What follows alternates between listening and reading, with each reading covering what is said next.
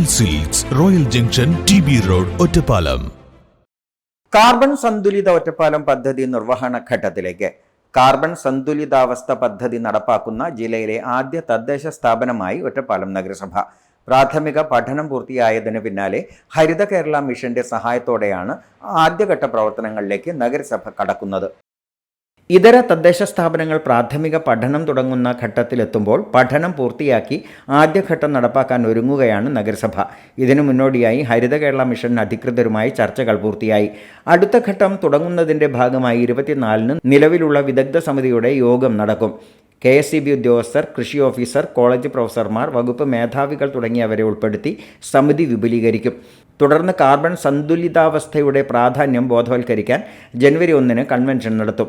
തുടർന്ന് ഇതു സംബന്ധിച്ച് പ്രത്യേക വാർഡ് സഭകൾ ചേരും.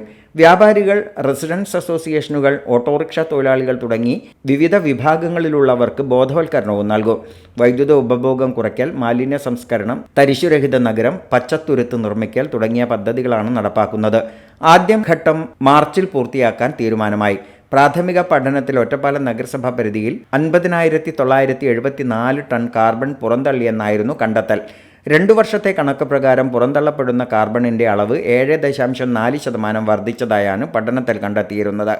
നഗരസഭാ പരിധിയിലെ 30 വാർഡുകളിൽ നിന്നുള്ള 10,000 വീടുകളിലെയും സ്ഥാപനങ്ങളിലെയും വൈദ്യുതി, പെട്രോൾ, ഡീസൽ, പാചകവാതകം തുടങ്ങിയവയുടെ ഉപയോഗം കണക്കാക്കിയാണ് കാർബൺ പുറന്തള്ളൽ വിലയിരുത്തിയത്. കാർബൺ ന്യൂട്രൽ ഒറ്റപ്പാലം എന്ന പദ്ധതിയായി ബജറ്റിൽ ഉൾപ്പെടുത്തിയായിരുന്നു പ്രവർത്തനങ്ങൾ. പ്രാഥമിക പഠനത്തിന് ശേഷം ബയോബിൻ വിതരണം, ഇനാക്കുലം വിതരണം തുടങ്ങിയവയും നഗരസഭ തുടങ്ങിയിട്ടുണ്ട്.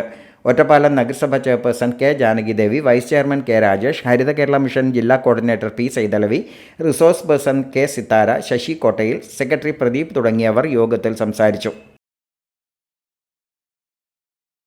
Time kids pre school, Mannanur road, Vaniyamkulam.